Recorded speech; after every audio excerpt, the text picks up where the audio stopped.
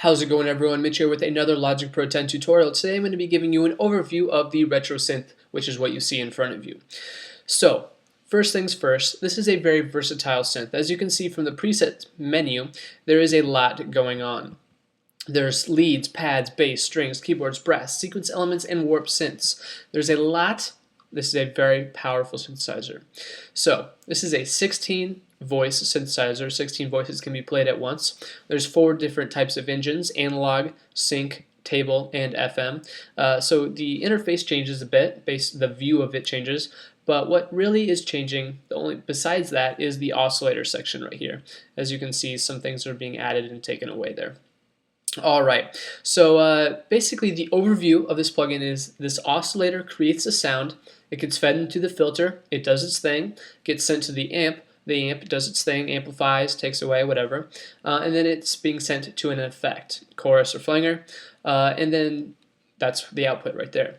This modulation section at the bottom is basically a helper to the top section. Alright, so you have your glide, your LFO, your vibrato, filter envelope, and amp envelope, and these are all being used here in the top section, in the oscillator and the filter section. Amp envelope is what's going on. It's not being called up here in the amp section, but the amplifier is being affected by it. So let's get into the different types of engines. The analog engine is going to be more of a classic sounding engine. This is going to be more of your pads, your bass, and your main synthesizer leads. Your sync is going to be more of an aggressive synthesizer, so this is going to be more of your leads and your bass. Table is going to be more of your natural sounding synthesizer elements. So if you look at the presets, it's going to be your strings, your keyboards, and your brass, and you can mix and match those together inside this table. The FM is going to be also another classic sounding type of engine right here that we can run, and you can get some certain types of bells, electric pianos, you can get some weird bass sounds. There's a lot going on here inside of the FM. So if I were to go through these and play a single note for each one of them,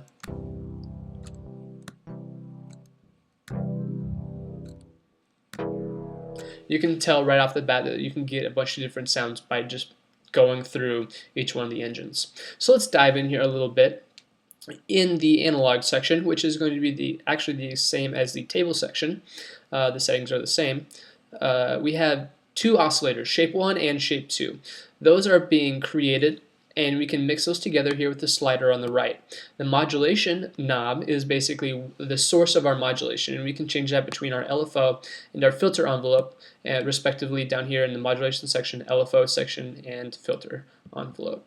Alright, and then our vibrato knob is linking to our vibrato down here in the modulation. And then the semitones is basically changing the pitch of our second oscillator. The sense is detuning our second oscillator. So that's what's going on there. As we go to our sync, it takes away the 2 at the bottom and adds the sync knob. And this is basically the amount of modulation that we want on our track.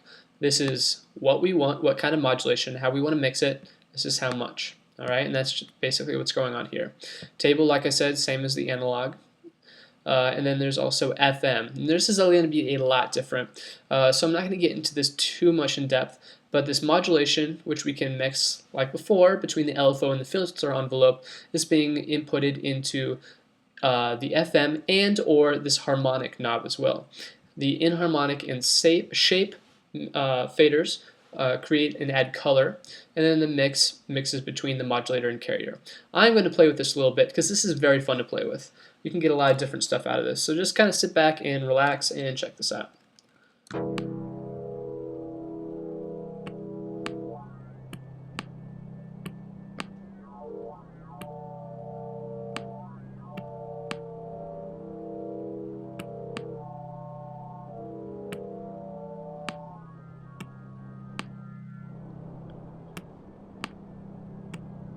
Alright, so there's a lot going on here, a lot of weird sounds, and that's what the FM has to offer for us.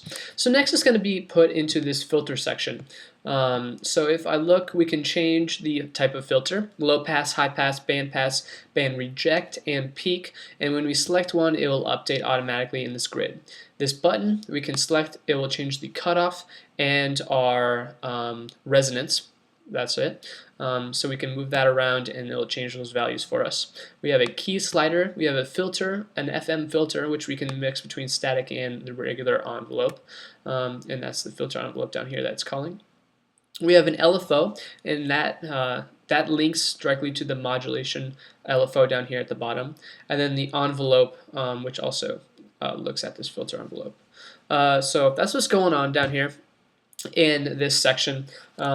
I'll get into the envelopes and LFO later, but the amplifier volume, main volume for our entire synthesizer, sine level, that's basically how much low-end girth that we have on our signal.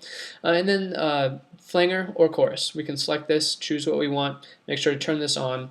Our mix to the completely far right is all mixed with our effect, right? The one to the far left, all the way to the left, is our normal track without any effect on it.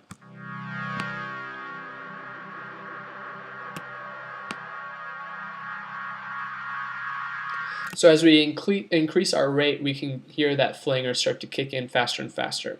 Now glide section, if you don't know what glide is, it's basically a single MIDI note to another MIDI note. As we go from one to the other, usually it's immediate, right? The glide takes these two and makes it more of a smooth transition. So if I turn this on, the glides are already up a little bit, so I'm going to play this. Alright, so that's what's going on there. Pretty cool. So that's that. The LFO and vibrato section are the exact same. So if I turn off that glide,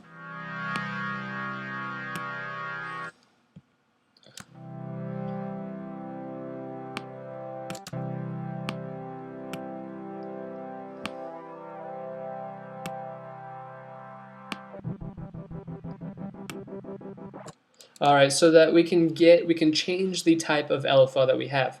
So this is our different LFO types. This is our mix between our original signal and our completely modulated LFO signal.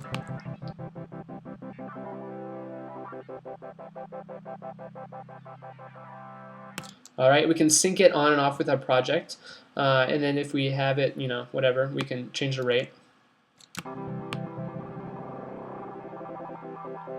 And then the vibrato section is the exact same. It's the exact same premise. It's just being affected a little bit differently in the back end. Then the two envelopes. Envelopes is basically this.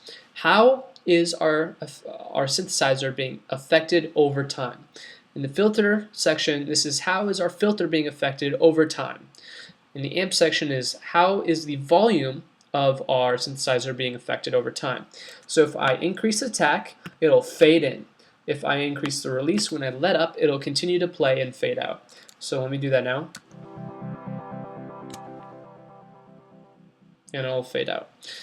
So that's basically what's going on. We can change the attack, like I said, the release, and the sustain, all with these particular parts of this interface.